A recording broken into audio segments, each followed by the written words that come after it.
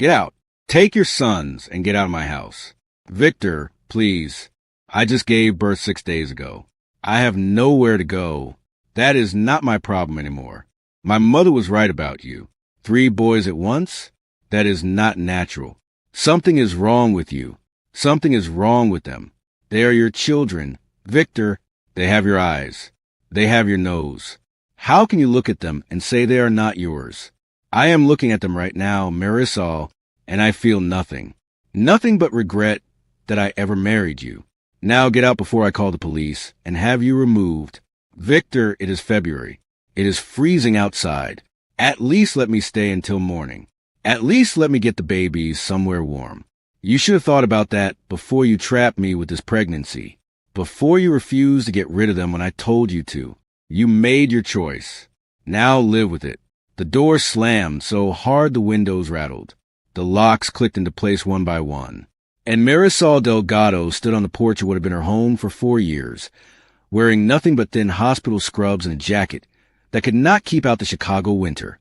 In her arms, 3 newborn babies who did not yet know that their father had just thrown them away like garbage. Have you ever been so broken that you could not even cry? So destroyed that your body forgot how to make tears? That is where Marisol was standing. Rock bottom. The absolute lowest point a human being can reach. Homeless. Penniless. Holding 3 lives that depended entirely on her when she could barely keep herself standing. But here is what she did not know yet. Here is what makes this story different from every other tragedy you have ever heard. Rock Bottom was about to introduce her to a man who would change everything. A man the entire city feared. A man who would find her in the most unlikely place and say 5 words that would rewrite her entire future. You are coming with me. This is a story about being thrown away and being found. About the death of one family and the birth of another. About a woman who thought she had lost everything. And a man who thought he had nothing left to give. If you have ever felt abandoned, if you have ever wondered if anyone would come for you, if you have ever been told you were not enough, this story is for you. And I promise you, by the end, you will believe and love again. But first, let me pray. Heavenly Father, I come before you right now lifting up every woman watching this video. Every woman who has been thrown away by someone who promised to love her. Every mother who is struggling alone, wondering how she will make it through another day. Every heart that has been broken by betrayal, by cruelty, by the coldness of someone who was supposed to protect her. Lord, I pray you wrap your arms around her right now. Let her feel your presence.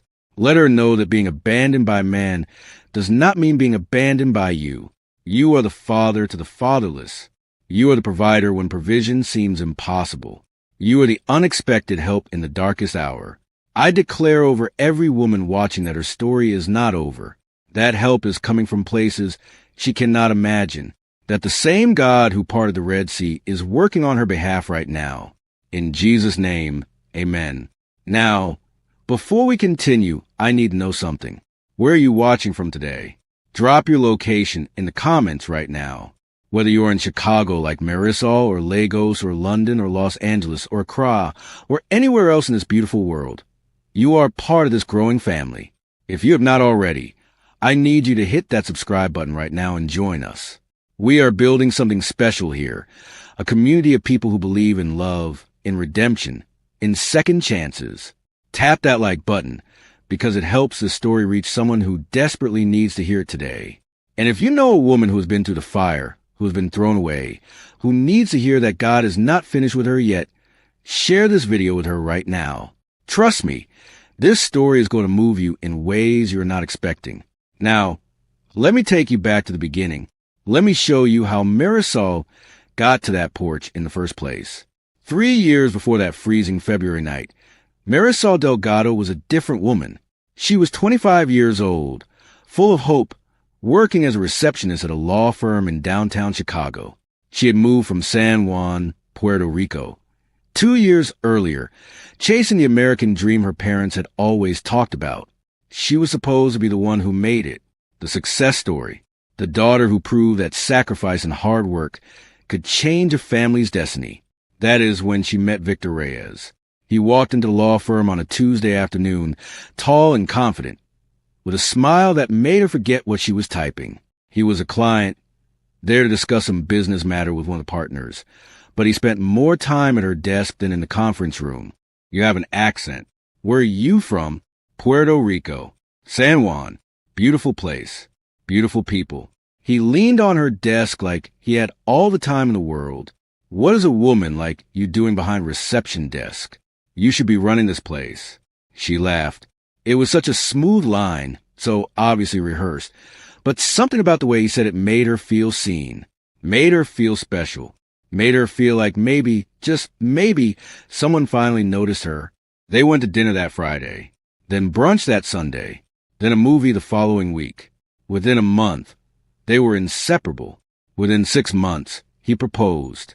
Within a year, they were married in a small ceremony at the courthouse. Marisol in a white dress she had found on sale. Victor in a suit borrowed from his brother. Her parents could not afford to fly up from Puerto Rico for the wedding. They sent their love through a video call. Her mother crying, her father telling her to be happy, to make them proud. Marisol promised she would. She believed it with her whole heart. The first 2 years were good. Not perfect, but good. Victor worked long hours at his construction business. Marisol kept her job at the law firm. They rented a small apartment on the south side, nothing fancy, but it was theirs. They talk about the future, about buying a house, about having children, about building something that would last. Everything changed when she got pregnant. At first, Victor was happy. He spun her around the kitchen when she showed him the positive test. He put his hand on her stomach and talked about teaching his son to play baseball, about coaching Little League, about all the things his own father never did for him. But then came the ultrasound. The technician's face changed as she moved the wand across Marisol's belly. She squinted at the screen, excused herself, came back with the doctor, more squinting, more murmuring, more concerned glances exchanged over Marisol's prone body. What is wrong? Marisol's voice was shaking. Is the baby okay? The babies are fine, the doctor said, emphasizing the plural in a way that made Marisol's heart stop. Congratulations. You are having triplets. 3 heartbeats flickered on the screen. 3 tiny forms curled together in her womb. 3 lives where she had expected one. Marisol burst into tears of joy. Victor did not. In the car on the way home, he was silent. His knuckles were white on the steering wheel. When Marisol reached for his hand, he pulled away. Victor, talk to me. What are you thinking? I am thinking this is impossible. His voice was flat. Triplets do not just happen, Marisol. This is not normal. The doctor said it is rare, but it happens, especially with my family history. My grandmother had twins. My aunt had twins. It runs in families. Or it means something else. He did not look at her. It means maybe they are not all mine. The accusation hit her like a physical blow. She could not speak, could not breathe, could not believe that the man she loved, the man she had married, was suggesting what she thought he was suggesting. Victor, I have never been with anyone else. You know that. You know me. Do I? That was the beginning of the end. Over the following months, Victor's mother became a constant presence. Mrs. Reyes had never liked Marisol. She thought her son could do better than a Puerto Rican receptionist with no family money and no connections. Now she had ammunition. 3 babies at once is unnatural. She would whisper to Victor when she thought Marisol could not hear. Something is wrong with her blood. My grandmother used to say that women who have too many babies at once are cursed. Or worse, they have been with more than one man. That is the only way to explain it. It was ridiculous. It was superstitious nonsense. But Victor, who had always struggled with his own insecurities, who had always suspected that good things could not really happen to him, started to believe it. He stopped touching her, stopped talking to her except when necessary, stopped looking at her growing belly with anything but suspicion and resentment. When she was 7 months pregnant, he came home drunk and told her to get rid of them. Get an abortion, Marisol. It is not too late. Tell them there are complications. Tell them you cannot carry 3. Victor, I am 7 months pregnant. I can feel them kicking. They are your sons. They are not my anything. He was swaying on his feet, his eyes red and cruel. You did this to trap me. You and your cursed family. Well, I will not be trapped. Get rid of them or get out. She stayed. She told herself he was just scared, just overwhelmed, that once the babies were born, once he held them, once he saw their faces, he would remember that he loved her, that he loved them. She was so wrong. The delivery was an emergency cesarean at 36 weeks. Marisol was alone in the hospital because Victor had stopped answering her calls 2 days earlier. The doctors worked quickly, efficiently, pulling 3 tiny, screaming, perfect boys from her body one by one. Mateo came first, then Diego, then Rafael. Each one was small, but healthy. Each one had 10 fingers and 10 toes and lungs that worked just fine. Marisol held them and cried, held them and apologized for bringing them into a world that did not want them, held them and promised she would protect them, no matter what. Victor showed up on day 5. He stood in the doorway of her hospital room, looking at the 3 bassinets lined up beside her bed, and his face was stone. You are being discharged tomorrow, he said. Do not come home. Victor, please. Look at them. Look at your sons. I see nothing that belongs to me. His voice was cold. My mother was right. You are cursed. And you have cursed me by bringing these things into my life. I want a divorce. I want you gone.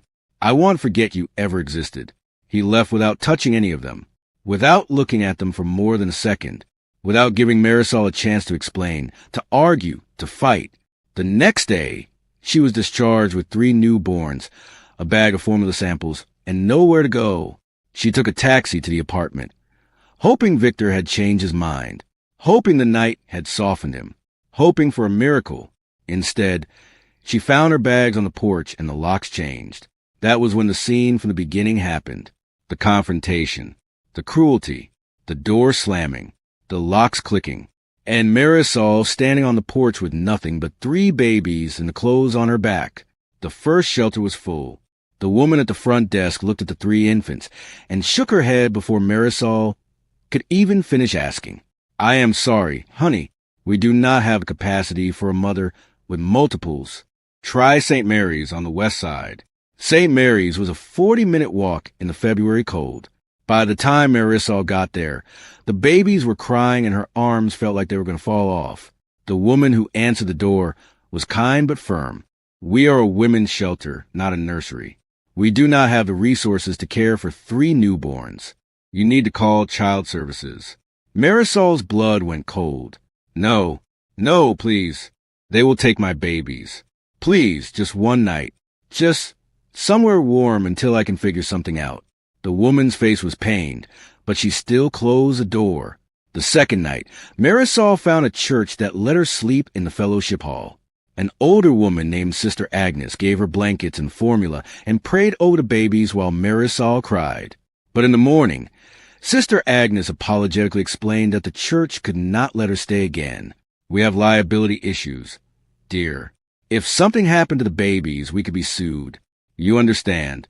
Marisol understood. She understood that the world had no place for a woman like her, that the systems designed to help people had no room for someone carrying 3 extra lives. The third day, she ran out of formula. She sat on a bench at a bus stop, her babies cry in her arms, and tried to remember how to pray, but the words would not come. Her faith, which had once been so strong, felt like a candle that had been blown out. Where are you? She asked the gray Chicago sky. Where are you when I need you? The sky did not answer. That night, she found the laundromat. It was 24 hours, tucked between a pawn shop and an abandoned storefront on a street she did not know the name of. The industrial dryers were running, filling the space with warmth that felt like heaven after 3 days in the cold. There were no other customers at 2 in the morning, just rows of machines and flickering fluorescent lights and the beautiful, blessed heat. Marisol claimed a corner near the back. She borrowed towels from a cart someone had left behind and made a nest for the babies. Borrowed, not stolen. She would return them. She just needed them tonight. She had no formula left. The babies were crying, hungry, desperate. Mateo, Diego, Rafael, 3 tiny voices screaming for something she could not provide. Sure, mijos, please. She gathered all 3 against her chest, rocking back and forth, her tears falling onto their blankets. Mama is here. Mama has you. Please, please stop crying. Please. But they could not stop. They were hungry. They were scared. They were 6 days old and the world had already betrayed them. That is when the door opened. Cold air rushed in from the street. Marisol looked up, fear spiking through her exhaustion. 2 men walked in first. They wore expensive suits that looked absurd in this run-down laundromat. Their eyes scanned the room with military precision, landing on her huddled in the corner with 3 screaming babies. One of them spoke into an earpiece in a language she did not recognize. Korean, maybe. Then he walked in. The man who entered behind them moved like he owned not just this laundromat, but the entire city surrounding it.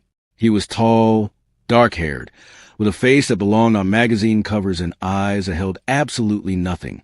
He wore a black wool coat that probably cost more than the building, and when those empty eyes landed on Marisol, she felt like prey being assessed by a predator. Clear it. 2 words. That was all he said. But his men moved instantly, checking the bathroom, the back room, the rows of machines. Finding nothing. No one but a terrified woman and 3 crying babies. He walked toward her, each step deliberate, controlled, predatory. Marisol's back pressed against the wall, her arms tightening around her sons. You are in my territory. Marisol's heart was pounding so hard she could feel in her throat. I did not know there were territories in laundromats. Something flickered across his face. Surprise, maybe, or amusement. You are either very brave or very stupid. Most people do not talk back to me. I am too tired to be scared of you. The words came out before she could stop them. She was so exhausted that fear could not reach her anymore. Whatever you want, I do not have it. I do not have anything. Just please, I need somewhere warm for a few hours. Then I will go. I promise. He studied her for a long moment. His eyes moved to the babies. All 3 of them. Still crying. Still hungry. Still desperate. Something shifted in his expression, though Marisol could not read what. How old? The question caught her off guard. What? The children. How old are they? 6 days. She watched his jaw tighten. 6 days. And you are living in a laundromat with 3 6-day-old infants. I am not living here. I am just staying warm. Marisol hated the tears that were starting to burn her eyes. Hated that this stranger was seeing her at her lowest. I will leave. I said I will leave. Where will you go? The question hung in the air.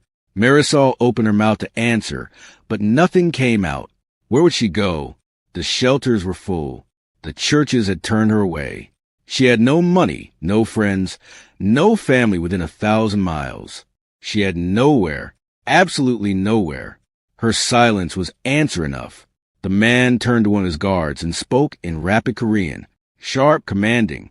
The guard nodded and pulled out a phone, speaking quickly into it. Then the man did something that stopped Marisol's world from spinning. He took off his coat. That beautiful, expensive coat that probably cost more than everything she had ever owned combined. And he walked toward her. Before she could react, before she could pull away, he was draping it around her shoulders, wrapping it around her and the babies, creating a cocoon of warmth that made her want to collapse. My name is Shin Tae-hyun. His voice was low, controlled, but there was something beneath it that sounded almost human. And you are coming with me. I do not even know you. You do not have a choice. He straightened up, looking down at her with those unreadable eyes. You can stay here and freeze with your children, or you can come with me and they will be warm and fed within the hour. Choose. It was not really a choice. They both knew it. Marisol looked at her sons, still crying, still hungry, their tiny bodies shaking with cold despite the drier heat. She thought about pride. She thought about danger. She thought about all the reasons she should say no. Then Diego looked up at her with eyes that were already learning that the world was hard and her choice was made. Okay. Her voice was barely a whisper. Okay, I will come with you. Tae-hyun nodded once, as if he had never expected any other answer. Then he turned and walked toward the door, his men falling into formation around him. Marisol stood slowly, her legs shaking, his coat wrapped around her and her babies like armor. She did not know where she was going, did not know what she was walking into, did not know if the stranger was an angel or a devil. But her sons were going to be warm. Her sons were going to be fed. And right now, that was the only thing that mattered. We are right in the middle of this story, and I need to know what you are thinking. Do you think Marisol made the right choice? Would you have gotten into that car with a stranger? Drop your answers in the comments right now. And if you are feeling this story, if your heart is beating a little faster, if you need to know what happens next, tap that like button. Do not forget to subscribe if you have not already. We are just getting to the good part. The SUV was warm. That was the first thing Marisol noticed. Heated seats, a temperature that made the baby stop cry within minutes. She sat in the back, wrapped in his coat, her sons finally peaceful against her chest, and wondered if she had just made the biggest mistake of her life. Taehyun sat across from her, watching her with that unreadable expression. One of his men was driving. Another sat in the passenger seat, facing forward like they did not exist. Where are you taking me? Somewhere safe. That is not an answer. It is the only one you are getting right now. Marisol wanted to argue, wanted to demand more. But Mateo had stopped crying and was nuzzling against her chest, his tiny fist gripping her hospital scrubs. And she did not have the energy to fight anymore. Who are you? Really? Taehyun's eyes did not leave her face. Someone who can help you. If you let me. Nobody helps people like me for free. Who said anything about free? There was something in his voice that did not match the coldness of his words. Something almost gentle. You will owe me a debt, and when the time comes, I will collect. What kind of debt? He did not answer. Just watched her with those dark eyes until Marisol looked away, unable to hold his gaze. The SUV stopped in front of a building that looked more like a fortress than a home. A high rise in a neighborhood Marisol had never been to, all glass and steel and quiet wealth. They took a private elevator to a floor she did not catch, and then she was standing in an apartment bigger than any house she had ever lived in. A woman met them at the door. She was older, Korean, with kind eyes that immediately softened when she saw the babies. Oh, the poor things. She was already reaching for them, her hands gentle and capable. They need formula, yes? And proper clothes? And you, child, you need rest. Come, come. Marisol did not move. Who are you? I am Mrs. Park. I have been caring for this household for many years. She glanced at Taehyun with something that looked almost like affection. Mr. Shin told me you needed help, so I am going to help. Now come. The babies first. Then you, for the next hour. Marisol existed in a daze. Mrs. Park fed the babies properly, with formula that appeared from nowhere, warm and perfect. She changed them into soft onesies that smelled like clean cotton. She settled them into bassinets that seemed to materialize by magic. And then she guided Marisol to a bedroom with a bathroom attached, and gave her clean clothes and towels, and strict orders to shower and sleep. The babies will be watched. You rest. I cannot leave them. The bassinets will be in your room. I will bring them once you are cleaned up. Mrs. Park's voice was firm but kind. You are no good to those boys if you collapse. Now go. Marisol went. The shower was the first warm water she had felt in 3 days. She stood under it until her skin was pink and the tension in her shoulders eased, and the tears she had been holding back finally broke free. She cried for Victor's betrayal, for her parents in Puerto Rico, who did not know where she was, for her babies who deserved so much better than a mother who could not provide for them. She cried until there was nothing left. When she came out, dressed in borrowed clothes that were soft and warm, the bassinets were there. All 3 boys sleeping peacefully. And on the nightstand, there was a glass of water, some crackers, and a note. Rest. We will talk in the morning. Tea. Marisol should have stayed awake. Should have planned an escape. Should have done anything other than trust a stranger who spoke of debts and ownership. Instead, she lay down on the bed, turned her head toward her sleeping sons, and passed out within seconds. Morning came with the smell of breakfast and the sound of her babies cooing happily. Marisol sat up with a start. The bassinets were empty. Her heart seized in her chest. She ran out of the bedroom, still barefoot. Panic clawed at her throat and stopped dead. Taehyun was in the living room, sitting on a couch that probably cost more than her education, and he was holding one of her babies. One of the others was being fed by Mrs. Park. The third was being gently rocked by one of the suited men from last night, who looked hilariously uncomfortable with the task. "Good morning." Tae-hyun looked up at her, and there was something different in his face today. Softer, less predatory. "Your son has been giving me his opinions on the state of the world. He is quite articulate." Marisol did not know whether to laugh or cry. "That is Diego. He is the dramatic one. He gets it from his mother, I suspect." Tae-hyun nodded toward the dining table. "Sit, eat, then we talk." She sat. She ate. The food was incredible. A mix of Korean dishes and American breakfast staples that Mrs. Park explained was her attempt to be welcoming. And when Marisol was finally full for first time in days, when all three of her sons were fed and content and sleeping in their bassinets again, Tae-hyun gestured for her to join in by the massive windows overlooking the city. "Tell me your story. How did a woman end up homeless with triplet newborns in the middle of winter?" So she told him about Victor, who had seemed like a good man when they married, about the pregnancy, which had been a surprise, about the triplets, which had been an even bigger surprise, about Victor's mother, who had filled his head with poison for months, convincing him that no woman could naturally conceive triplets, that Marisol must have done something unnatural or unfaithful. "He believed her over me," Marisol said, her voice flat, "over his own children. He just stopped seeing them as his. And when they were born, when they were healthy and perfect and innocent, he looked at them like they were contaminated, and he threw us out. Your family? In Puerto Rico. I have not told them. They would try to help, but they have nothing, less than nothing. I cannot put this on them. Why not? Because I have already disappointed them enough." The words came out raw and honest. I was supposed to be the one who made it, the one who got out, went to college, built a better life. Instead, I married a man who threw me away like garbage. I cannot let them see how badly I failed. The silence that followed was heavy. Tae-hyun was looking at her with an expression she could not read. "What do you want?" he asked finally. "I do not understand the question. If you could have anything, a stable home for your sons, a way to provide for them, safety and security, what would you give for that?" Marisol met his eyes. "Everything. I would give everything." "Good." He turned away from the window.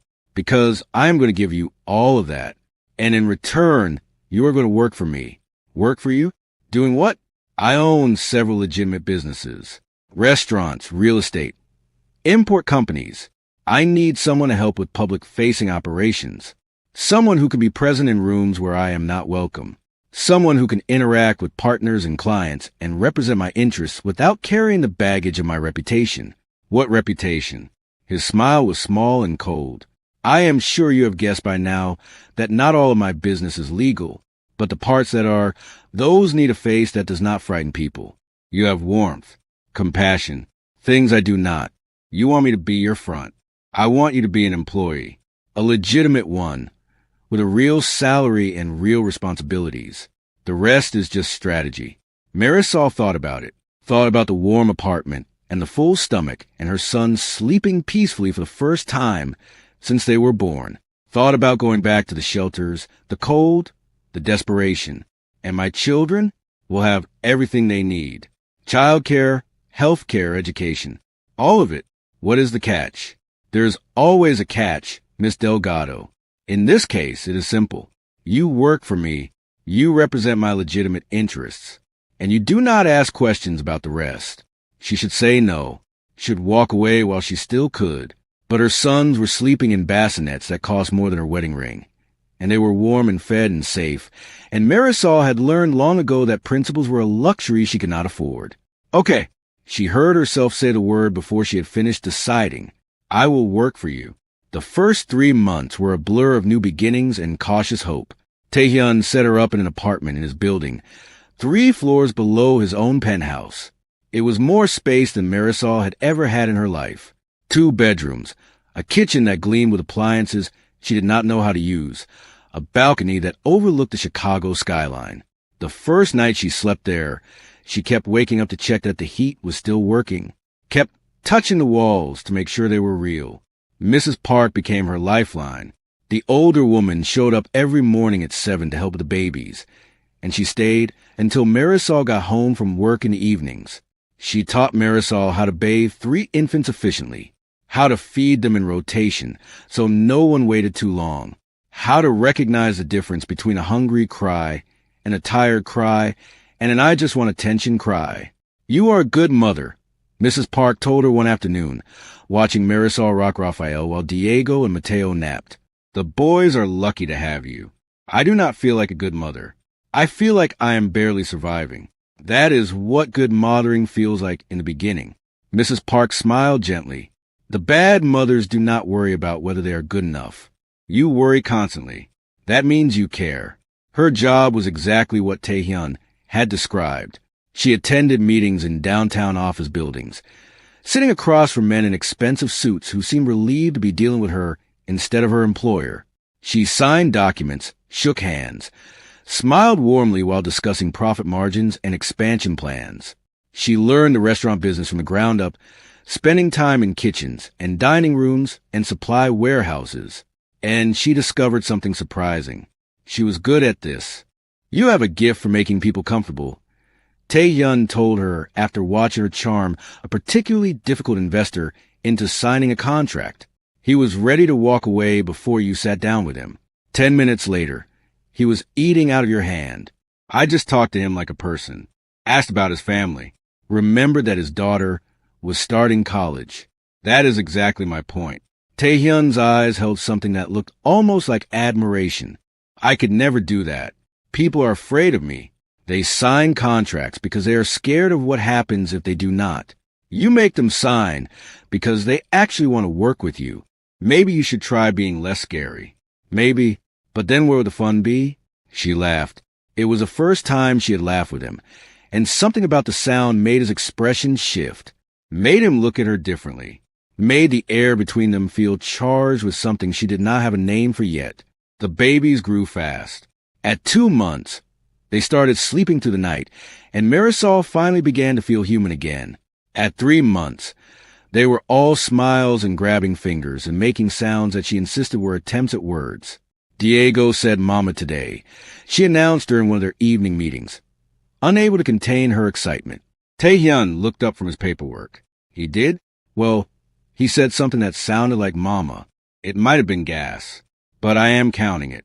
The corner of his mouth twitched. As you should. Every milestone deserves celebration. She noticed that he asked about the boys often, not in a perfunctory way, but with genuine interest. He wanted to know if Mateo had gotten over his cold, if Rafael was still refusing the new formula, if Diego had smiled at Mrs. Park again. Small details that a busy man should not have time to remember, but somehow always did. The first time he visited her apartment, it was to drop off documents that needed her signature. But he stayed for 2 hours, sitting on the floor with Mateo in his lap, while Diego and Rafael played with blocks nearby. "You are good with them," Marisol said, watching him make faces at Mateo that had the baby giggling. "They are easy to like." He glanced up at her, and there was something unguarded in his expression, something almost vulnerable. "They get that from their mother. You think I am easy to like? I think you are impossible to dislike. Which is infuriating because I have tried." She raised an eyebrow. "You tried not to like me? In the beginning, when you were in the laundromat, refusing to be afraid of me, talking back like you had any right to."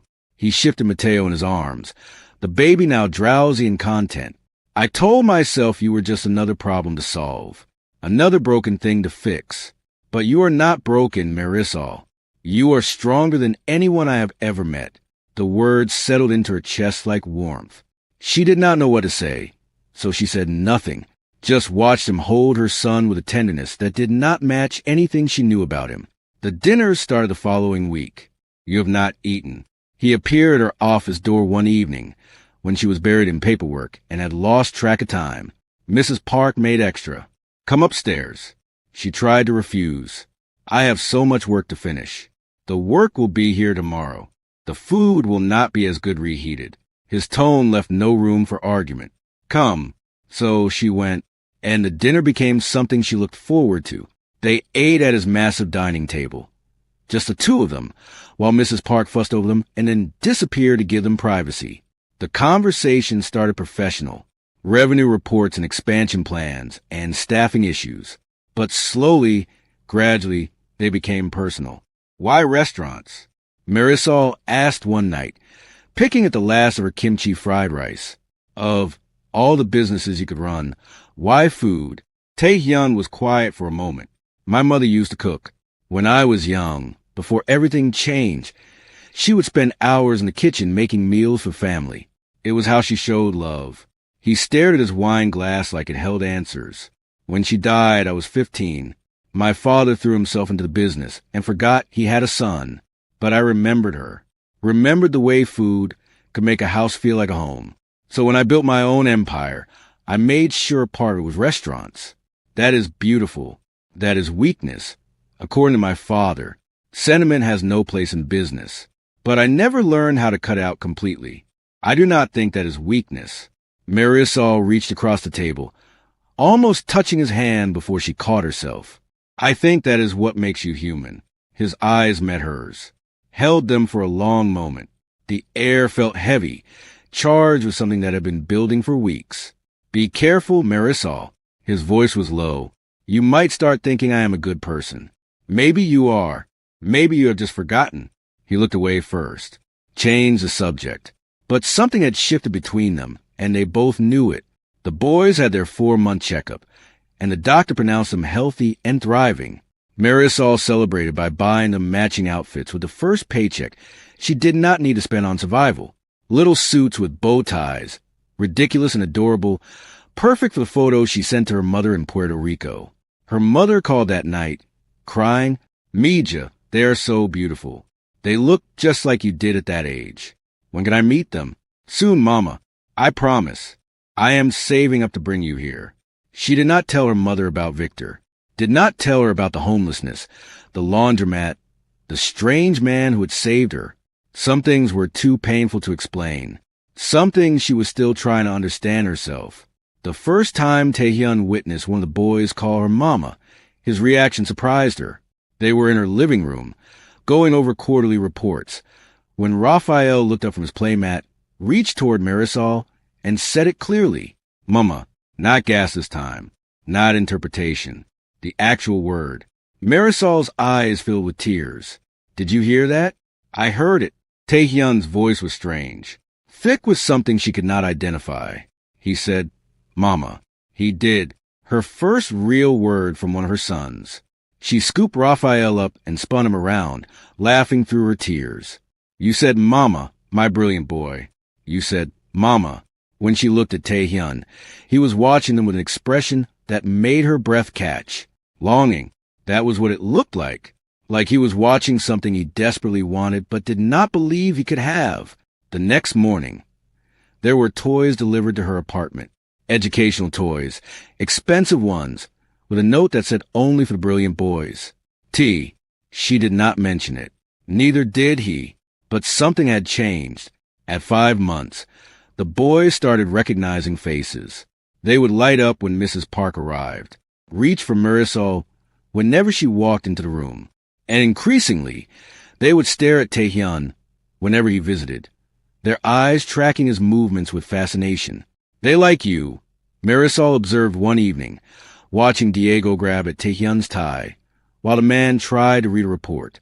"They like anyone who pays attention to them." That is not true. They scream when the delivery man comes.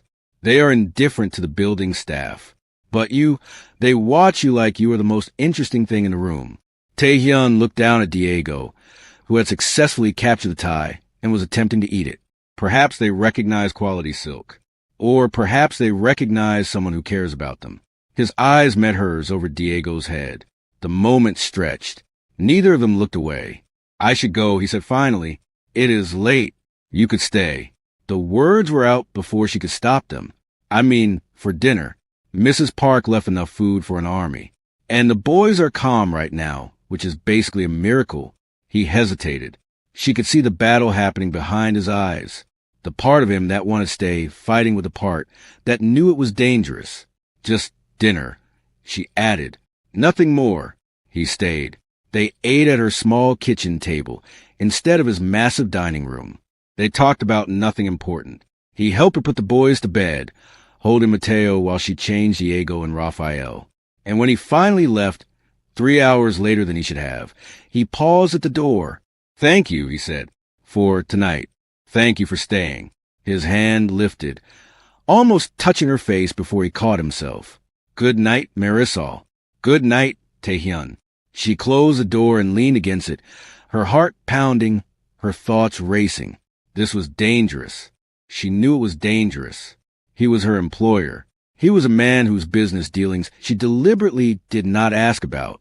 He was everything she should stay away from.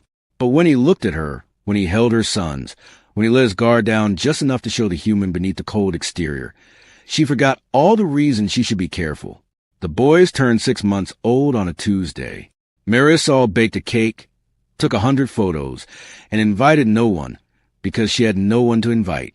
Mrs. Park sang happy birthday in Korean. The boys made a mess of their first taste of frosting. It was perfect and lonely at the same time. Taehyun arrived at 7 with 3 wrapped presents. "You did not have to do that. I know." He set the presents down and looked at the cake remains, the scattered decorations, the 3 babies covered in frosting. "Did I miss the party?" The party was small. Just us. Something flickered across his face. "I should have been here. You are busy. You run an empire. You do not have to attend 6-month birthday parties for babies who are not even yours." The words hung in the air. Babies who are not even yours. It was true, technically, but the way he flinched when she said it made her wish she could take it back. "What if I want them to be?" His voice was so quiet she almost did not hear it. Marisol's heart stopped. What if I want them to be mine?" He stepped closer, his eyes never leaving hers. "What if I want all of you to be mine?" "Taehyun, I do not know what you're saying. I am saying that these past 6 months have changed everything." He was close now, close enough that she could smell his cologne, could see the gold flecks in his dark eyes. "I am saying that I look forward to your visits more than any business meeting. That I think about you when you are not here. That I have watched you raise these boys with more love and strength than anyone I have ever known, and I have fallen for you, completely, hopelessly, and I do not know what to do about it." Marisol could not breathe. "You are my employer. I know this is complicated. I know people will talk. Let them." She should walk away, should put distance between them, should protect herself from another heartbreak. Instead, she stepped closer. "I think about you too," she admitted. "I tell myself not to. Tell myself it is gratitude or loneliness or proximity. But it is more than that. It has been more than that for a while." "What are you saying?" "I am saying that I have feelings for you. That when you hold my sons, my heart does something I cannot explain. That I have been fighting this because I am scared of what happens if it goes wrong. But I am tired of fighting." "Then stop fighting." He kissed her. It was soft at first, tentative, like he was asking permission, even as he took what he wanted. But when she kissed him back, when her hands gripped his shirt and pulled him closer, the gentleness gave way to something more desperate, more hungry, more real. When they finally broke apart, both breathing hard, Taehyun rested his forehead against hers. "I have wanted to do that for months." "Then why did you wait so long?" "Because I was scared." His admission was raw, honest. "I have lost everyone I have ever loved. My mother, my father in a different way. Everyone who gets close to me gets hurt. I did not want that for you. I am not scared of your world. You should be, maybe, but I am more scared of not taking this chance, of spending the rest of my life wondering what we could have been." He kissed her again, and again, and again, until the babies started fussing and they had to separate, laughing, to attend to the tiny humans who had brought them together in the first place. Listen, we are about to get to the part of this story that is going to make you feel everything. The joy, the fear, the love, the heartbreak. Before we get there, I need you to do something for me. Drop a heart emoji in the comments if you are feeling this story. Share it with someone who needs to believe that love can find them in the most unexpected places. And if you have not subscribed yet, what are you waiting for? Hit that button right now. You do not want to miss how this ends. The months that follow were the happiest of Marisol's life. She and Taehyun were together, really together, though they kept it quiet first. He came down to her apartment every night. She woke up in his arms every morning. They cooked dinner together. Mrs. Park teaching both of them Korean recipes, while Marisol shared her mother's Puerto Rican dishes. They bathed the boys together, put them to bed together, created routines that felt like family. The first time Mateo called him Appa, Taehyun froze. They were on the living room floor, surrounded by toys, when Mateo crawled toward him, reached up, and said it clearly, Appa. Taehyun looked at Marisol, his eyes wide. Did he just? He did. She was crying, laughing and crying at the same time. He called you Appa. I did not teach him that. Neither did I. But he knows. They all know. Within a week, all three boys were saying it. Appa when Taehyun walked in the door. Appa when they wanted to be picked up. Appa when they were tired and cranky and needed comfort. They are mine, Taehyun said one night, after all three were finally asleep. His voice was fierce, almost defiant. I know they are not biologically. I know their father is some coward who threw them away, but they feel like mine. They are mine. They are yours. Marisol took his face in her hands. If you want them to be, if you want us, I want all of you, forever. If you will have me. She kissed him instead of answering. Some things did not need words. He built her an art studio. She came home from a meeting one afternoon to find the spare bedroom transformed. Professional easels, high-quality paints and brushes in every color imaginable, canvases of every size stacked against the walls, proper lighting installed in the ceiling, everything an artist could dream of. What is this? Her voice was choked with emotion. You told me once that if money was not an issue, you would paint. Taehyun was leaning in the doorway, watching her reaction. Stories about immigrants, about identity and belonging, about carrying your culture while building something new. You remembered that? I remember everything you tell me. He walked toward her, taking her hands. You have a gift, Marisol. I have seen the sketches you do when you think no one is watching, the doodles on napkins, the designs you create for the restaurant menus. You are an artist. It is time you had a space to be one. This is too much. These supplies must have cost thousands of dollars. And I have thousands of dollars. What is the point of money if I cannot use it to make you happy? She started painting that weekend. Late at night, after the boys were asleep, she would slip into the studio and lose herself in color and movement. Her first piece was a portrait of her mother, painted from memory, surrounded by the blues of the Caribbean and the grays of Chicago. Her second was an abstract representation of the laundromat, neon lights in cold and desperation, transforming into warmth and hope. Taehyun was her first viewer.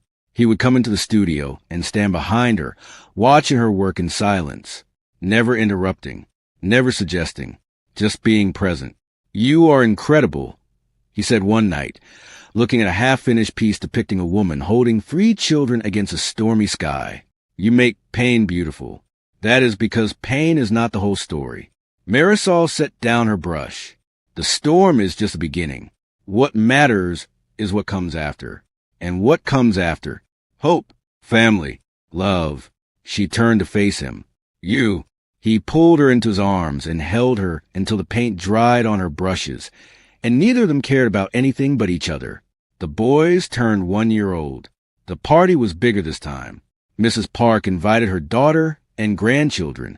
A few of Marisol's co-workers came. Taehyun wore a party hat that looked absurd with his designer suit, and when Marisol took a photo, he actually smiled. That night, after everyone had left and the boys were exhausted and asleep, Taehyun pulled her onto the balcony. I have something to tell you. That sounds ominous. It is not. At least, I hope it is not. He took a breath. I am making changes to my business. The parts that are not legal, I am phasing them out, transitioning everything to legitimate operations only. Marisol stared at him. Why?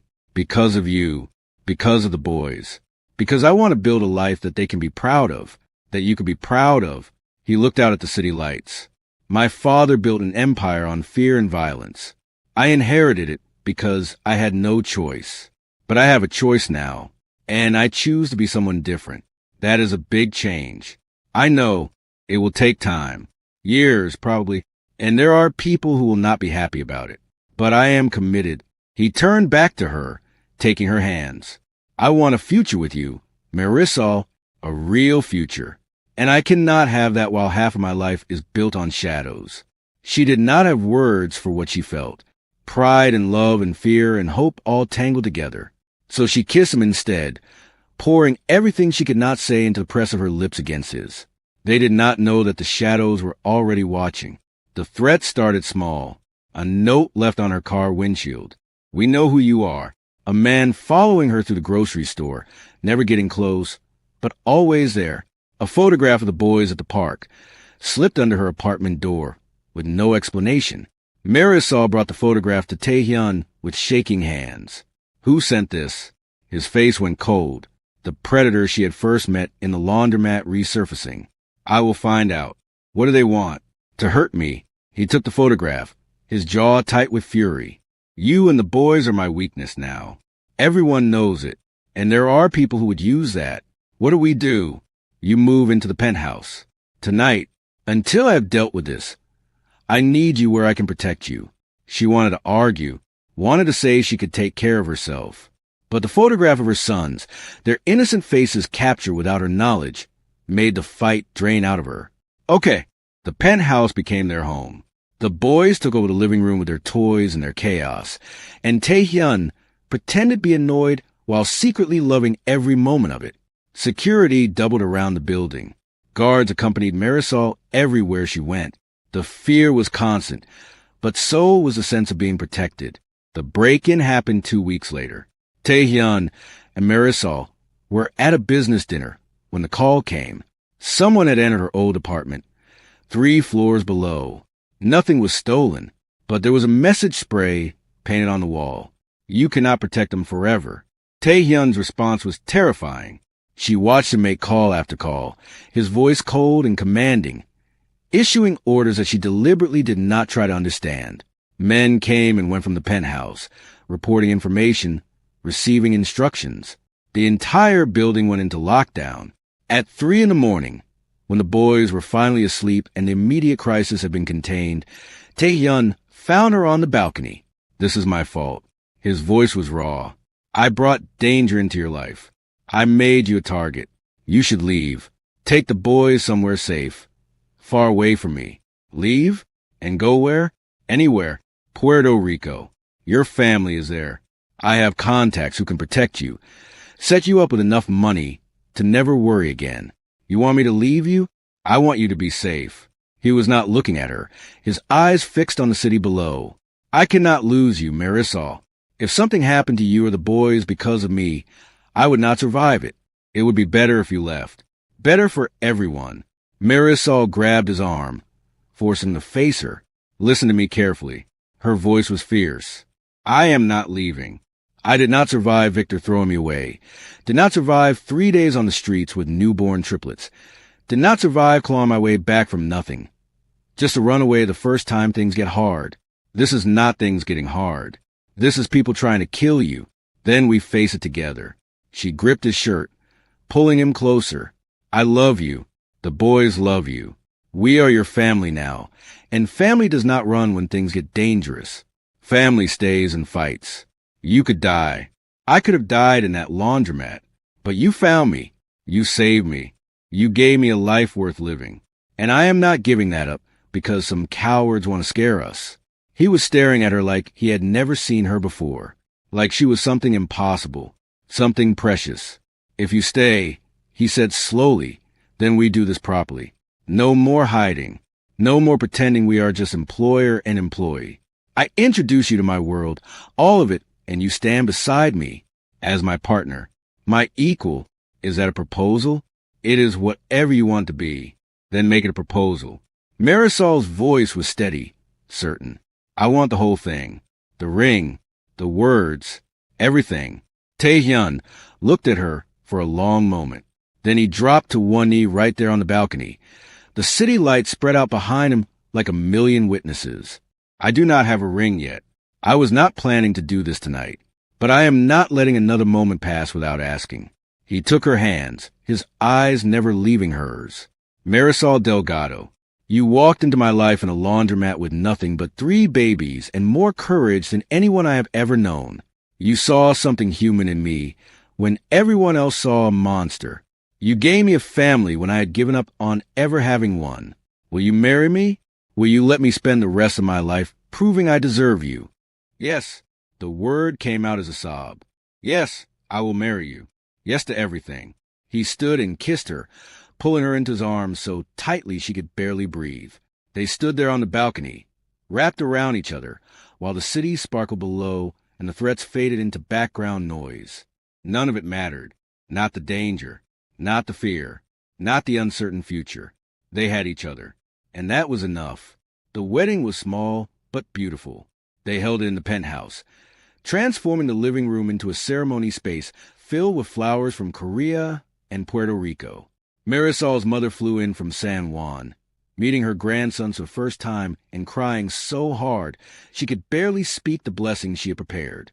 Mrs. Park made enough food to feed 50 people, a fusion of Korean and Puerto Rican dishes that somehow worked perfectly together. The boys, now 14 months old, served as ring bearers. They were carried down the makeshift aisle by Mrs. Park's granddaughters, dressed in tiny suits with bow ties that matched Taehyun's. Diego tried to eat his pillow. Raphael fell asleep halfway through. Mateo waved at everyone like he was royalty. It was chaotic and imperfect and absolutely wonderful.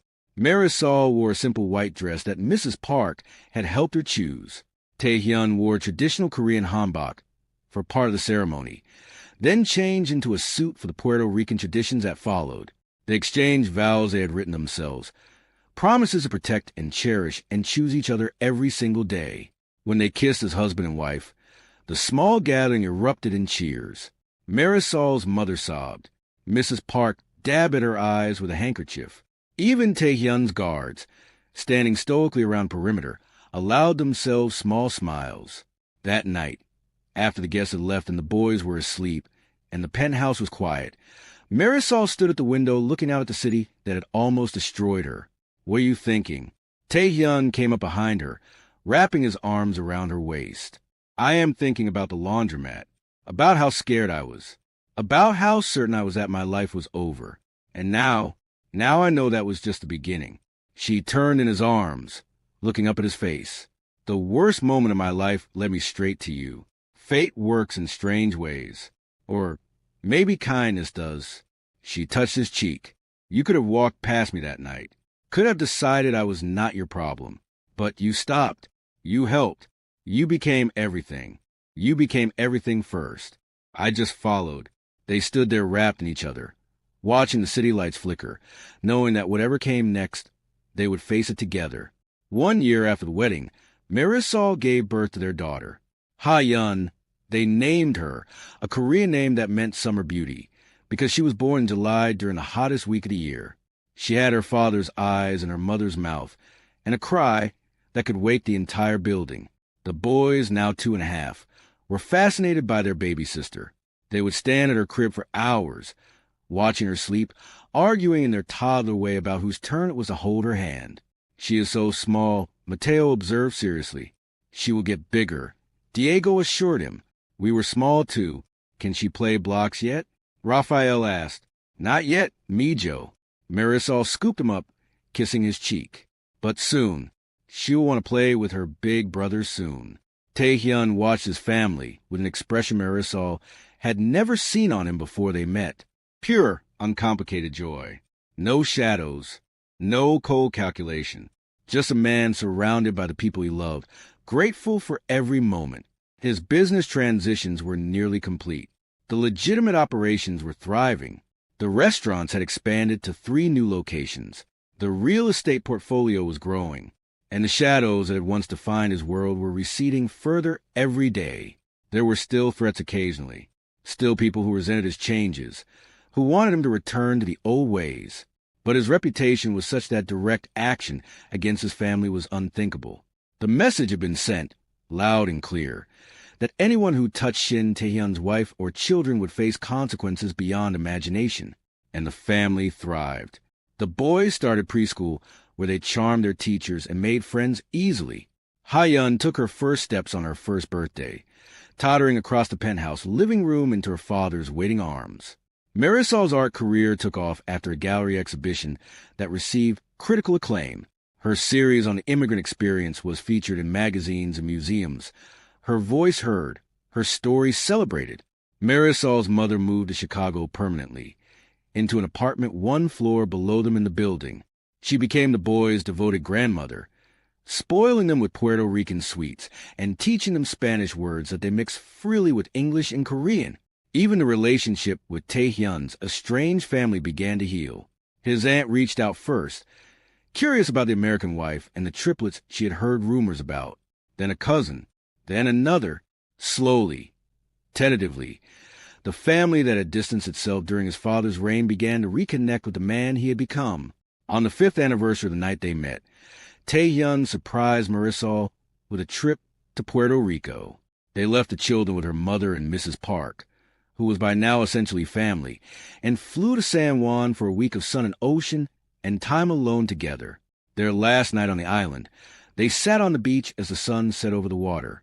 "I never thought I would come back here like this," Marisol admitted. "When I left, I was so determined to succeed in America, to prove that leaving was worth it. And then everything fell apart, and I thought I had failed everyone who believed in me." "You did not fail." Tae-hyun took her hand. "You survived. You protected your children. You built a life that anyone would be proud of. That is not failure, mi amor. That is victory." She smiled at his use of Spanish. He had been learning, slowly, wanting to speak to the boys in all their languages. He was still terrible at it, but he tried. "Thank you," she said, "for everything. For the laundromat, for the coat, for the chance. For loving me when I was broken. You were never broken." He lifted her hand to his lips. "You were just waiting for someone to see how strong you really were." The waves rolled in. The sun sank below the horizon, and Marisol leaned her head on her husband's shoulder, thinking about all the ways a life could change. She had been thrown away, left to freeze with 3 newborns in a Chicago winter, told she was cursed, contaminated, worthless, and she had believed it for a while, had wondered if Victor was right, if she really was nothing. But then a man in an expensive coat had walked into a laundromat and seen something different, had seen strength where others saw weakness, had seen value where others saw burden, had seen a woman worth saving, worth loving, worth building a life with. And Marisol had learned the most important lesson of her life. Being thrown away does not mean you are worthless. It means the person who threw you could not see your value. And that is their loss, not yours. Because somewhere out there, there is someone who will look at you and see treasure. Someone who will reach out their hand and say, "Take it." Someone who will help you build a life you never dared to dream of. You just have to survive long enough to find them. And sometimes you find them in the most unexpected places. Laundromats at 2 in the morning, freezing February nights, rock bottom moments when you think all hope is lost. That is where the miracles happen, in the darkness, in the desperation, in the moments when you are ready to give up. So if you are there right now, if you are in your own laundromat, your own rock bottom, your own moment of despair, hold on. Help is coming. It might not look like you expect. It might come from a stranger. It might require you to trust when trusting feels impossible. But it is coming. I promise you it is coming. Just take the hand that is offered and let yourself be saved. If this story moved you, I need you to do something for me right now. Drop a comment telling me which moment hit you the hardest. Was it when Victor threw her out in the freezing cold? When Tae-hyun gave her his coat in the laundromat? When the boys called him Appa for the first time? When he proposed on the balcony, surrounded by danger and still choosing love? I want to hear from you. Hit that like button if you believe in second chances. If you believe that being thrown away can lead to being treasured. If you believe that love can find you in the darkest places.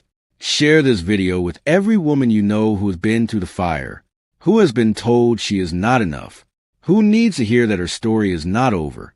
Subscribe if you want more stories that remind you love is real, redemption is possible, and family is whoever holds you when you are breaking. I am praying for every woman watching this who feels thrown away right now, For every mother struggling alone, for every heart that has been broken by someone who was supposed to protect it, your story is not over. Someone is coming. Just hold on. See you in the next story.